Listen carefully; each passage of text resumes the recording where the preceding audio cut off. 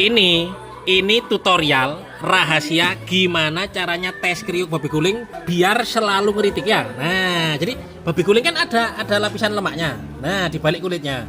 Ini kamu kerok dulu. Nah, kerok dulu, kerok. Jadi kamu mau beli babi guling di Denpasar, di Gianyar, sampai di Singaraja, ya caranya gini. Nah, cuma kali ini kita tes kriuknya di babi guling apa?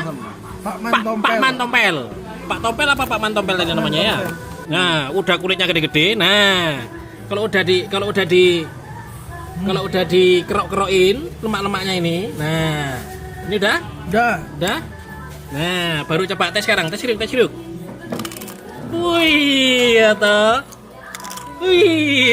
Jadi kalau masih ada lemak-lemaknya ini nggak bisa ngeritik. Nah, ini loh tak bongkar sekarang ya gimana caranya tes kriuk biar bisa ngeritik ya.